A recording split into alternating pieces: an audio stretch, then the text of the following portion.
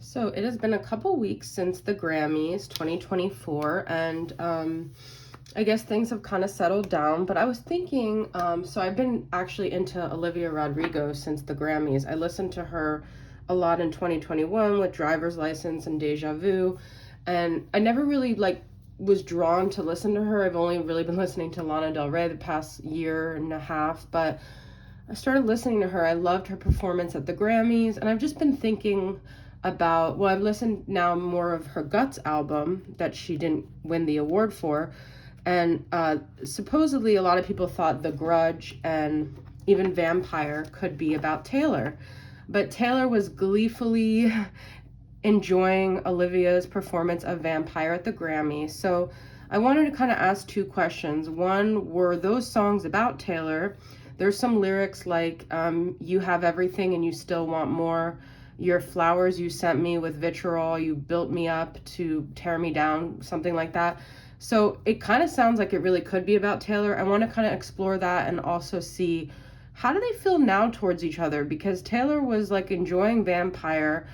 Olivia was clapping when Taylor won Album of the Year, but she seemed kind of like annoyed. That's just my interpretation. So is the feud over? Is just Taylor so big now she doesn't really care? Like, she's not threatened? Because I feel like she was maybe kind of threatened that Olivia was up and coming and she was going to take her spot, but now Taylor is like taking over the world, so she's kind of like, oh, nothing threatens me. But I don't know how Olivia feels. So, all right, so let's ask, was the Vampire and the Grudge song about Taylor Swift for Olivia? Was the Vampire and the Grudge about Taylor Swift? Haha, the Devil is here reversed, the Four of Wands, and the Knight of Wands. Okay. Let's get one more.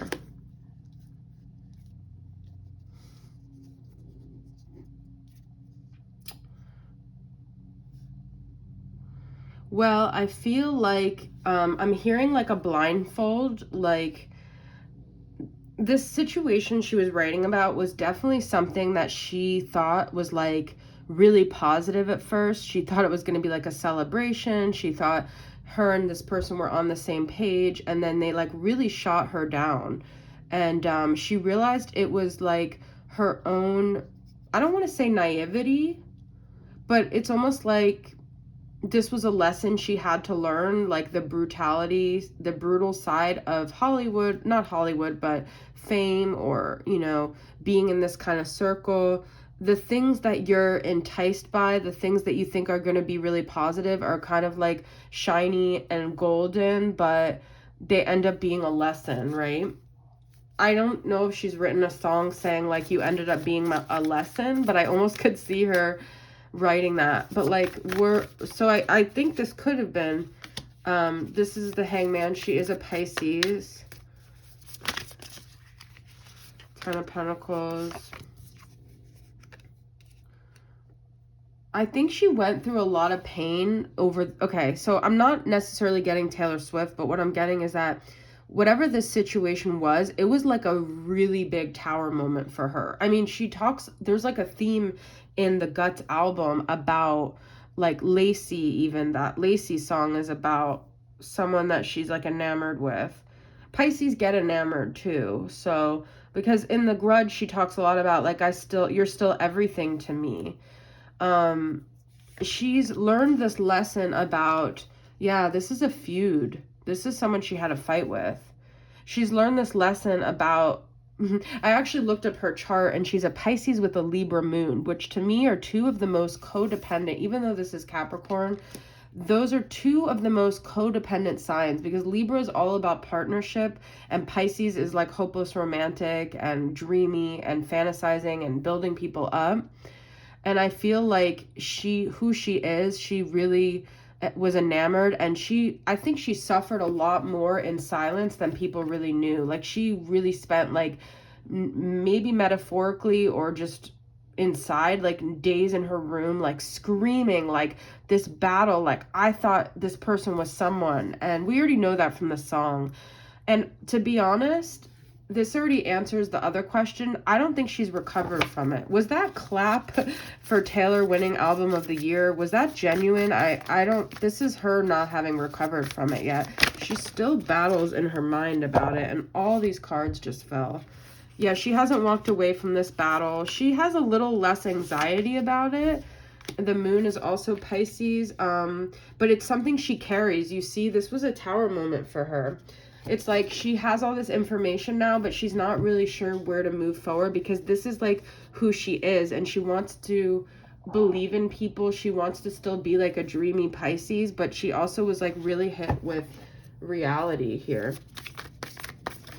Is this well, the Knight of Wands is Sagittarius, Aries, or Leo, so that could be Taylor.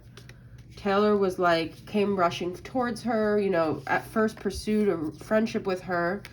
This is Pisces again, but this to me tells me this is a romantic partner as well.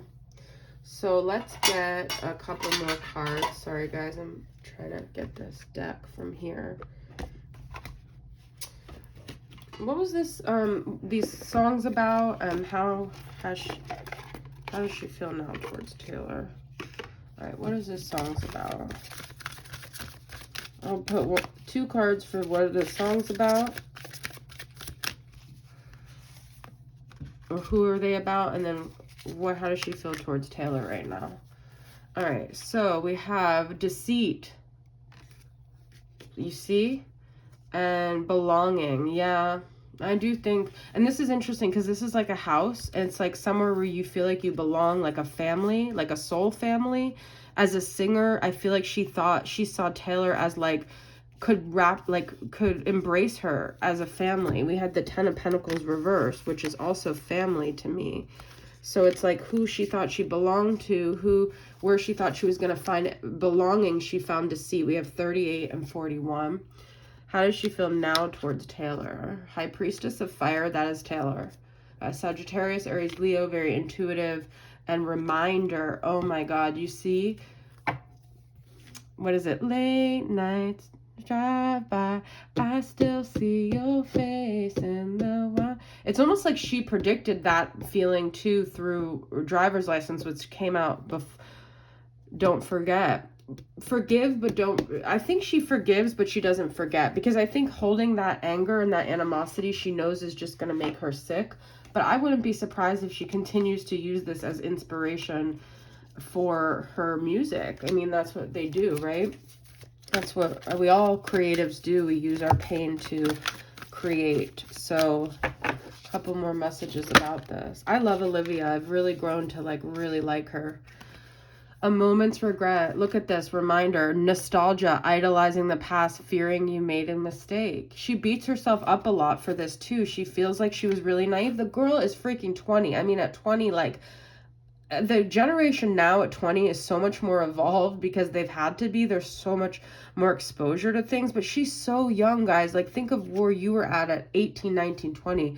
It was the moment she woke up. She had to grow up really fast because of this. She had to learn a really hard lesson. Like, I think she was in a lot of pain. I know, like, to some this might seem petty, like these people are famous, but it's just a human being. And she really idolized someone. And Taylor, like, I don't really know the ins and outs of what happened, but this forced her to wake up and to realize that things aren't what they seem, and she's reminded of this a lot, and she has a lot of regret around it. Let's get one more. You see, this forced her to grow up, wanting to grow and experience rejection of. This is also her song about teenage dream. Is that what it's called? It's very hard for her, I think, her age, because she's kind of already seen as naive and seen as just her age. And I think growing up at 17, wow.